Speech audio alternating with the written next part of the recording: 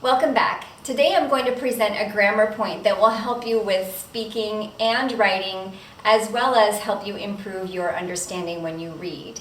So in today's video, I'm going to talk about what correlative conjunctions are and how to use them. We'll look at the grammar and some examples, and then we'll practice. And be sure you stay until the end of the video when I show you the answers. So first, what are correlative conjunctions? Well, you probably know what conjunctions are. Conjunctions are words that we use to join things together. You can think of conjunctions like join.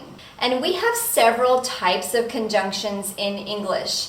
You're probably most familiar with coordinating conjunctions, and, but, or, and so. But correlative conjunctions are quite different. If you know the parts of this word, it can help you to understand and remember it better. Co in English means together or with. For example, co-worker is a person that you work with or you work together. And then relative means that they are related. They are kind of the same. And these are two words that are basically the same and they work together. So let me show you the four correlative conjunctions. Both and. So again, these work together as a pair. So the conjunction is actually the two words together.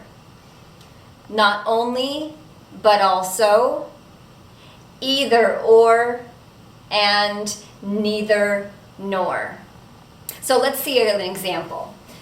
To be a teacher, you need to be both patient and organized.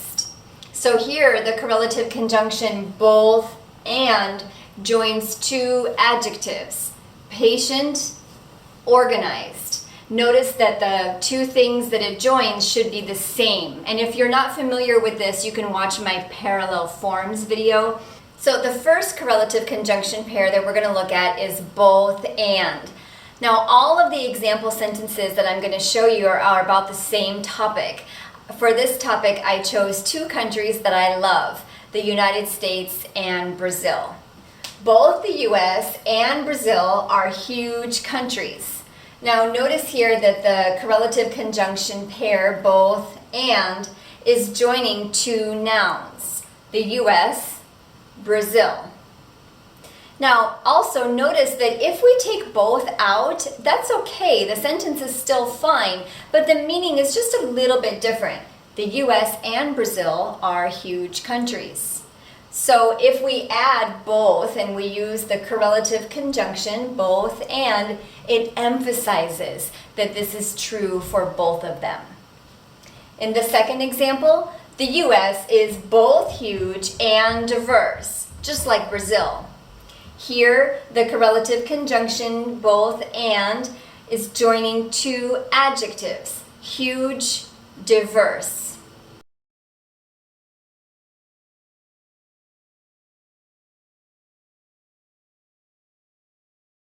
The next one is not only, but also. And this one is a little bit tricky. One reason is that we can use it in various parts of the sentence, and there's a little grammar trick that you have to notice. So not only, but also has a similar meaning to both and. It emphasizes that two things are true. Now, not only, but also has four words. So it is longer, and it's not something that we use all the time, but it is pretty common, especially in maybe more formal writing or other more formal situations. So let's see an example. Brazil's population is not only diverse, but also huge. Notice here that not only, but also are joining two adjectives, diverse and huge. So because it has a similar meaning to both and, we could change it and we could say Brazil's population is both diverse and huge. That would also be fine. Okay, let's look at what happens when you use not only before a clause, because not only is often used with a whole clause. Not only does Brazil have a huge population, but also it's very diverse, with people from various races. So here, for the first clause, not only makes a change to the sentence, we actually use what I call question grammar, where we reverse the order of the subject and the verb, and we need to use an auxiliary verb. So just like if you make a question, does Brazil have a huge population? We're going to use the same type of grammar when we use not only to begin the clause. And that's just kind of a strange thing that happens, and you have to just remember that if you're going to use it before a clause.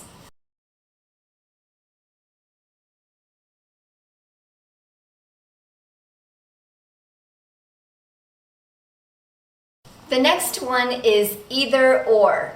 Now notice with the word either that we have two possible pronunciations, either or either. Either is more British, either is more common in the United States, but Americans use both. I actually use both. Sometimes I use either, sometimes I use either. So both pronunciations are totally fine. Either or emphasizes a choice. So only one of them is going to be chosen. It emphasizes the meaning of or, that there's just a choice of one. So let's look at my examples.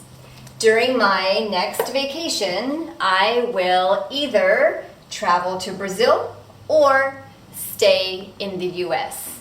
So here, either or, this correlative conjunction pair is joining two verb phrases. Travel to Brazil or stay in the US. Again, there's just a choice of one, so I'm not going to do both, only one of them, and I don't know which one yet. In the next one, in my opinion, either France or Brazil will win the World Cup. So if you come from another country besides France or Brazil, don't take offense. I actually have no idea who will win the World Cup. But this is an example of the idea that only one can be chosen. So both of them cannot win, only one.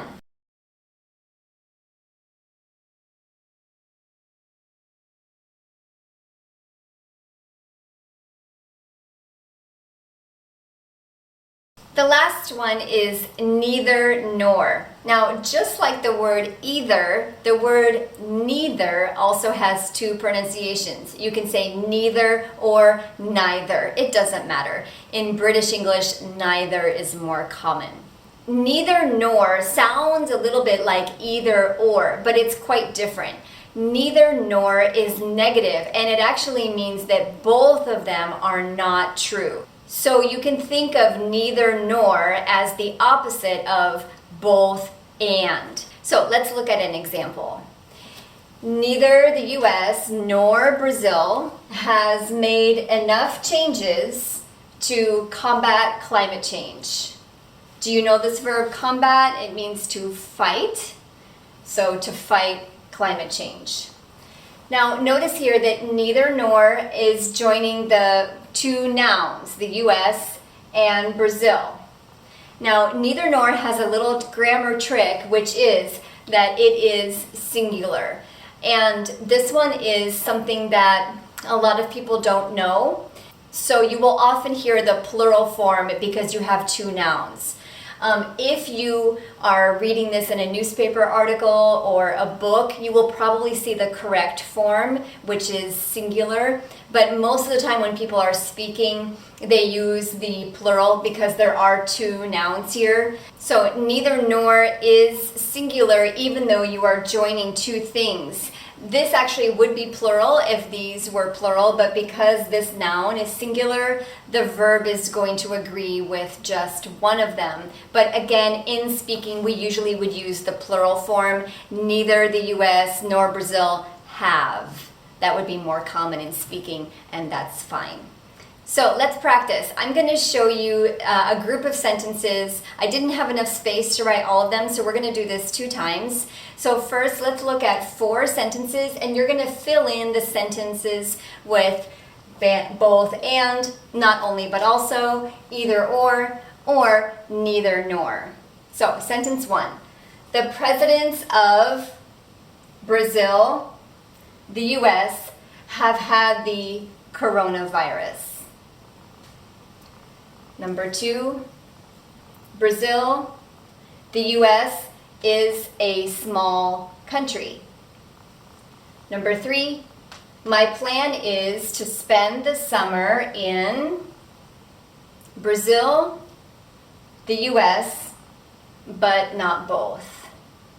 So in this case, probably I don't have enough money or I don't have enough time to spend the summer in both countries. Number 4, my mom, my dad have been to Brazil. So here we have a couple different possible answers because maybe you don't know if my parents have been there. So let's see the answers. In number 1, we are going to use both and.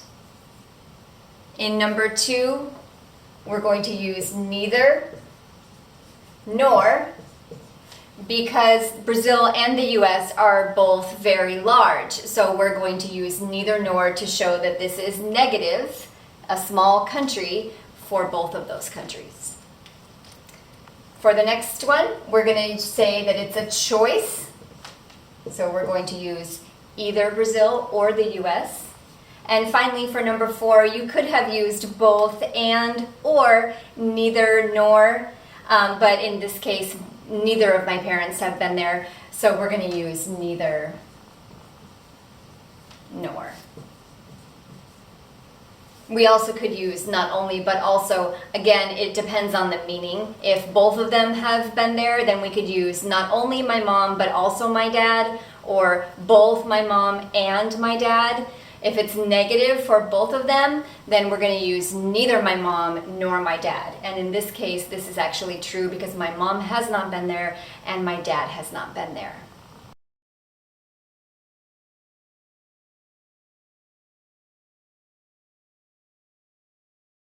So let's look at the second group of sentences.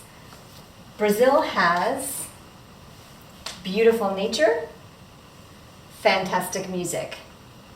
So here we're going to use a correlative conjunction to join these two noun phrases. Number 6, is the US a huge country? It's the most powerful economy in the world. So this one is going to be joining two clauses. The subject is the US and the verb is. And in the second clause, the subject is it and the verb is. Number 7, in Brazil, soccer is popular with men, women. So just to give you a clue, in Brazil, a lot of men love soccer, but a lot of women love soccer too. So let's check our answers.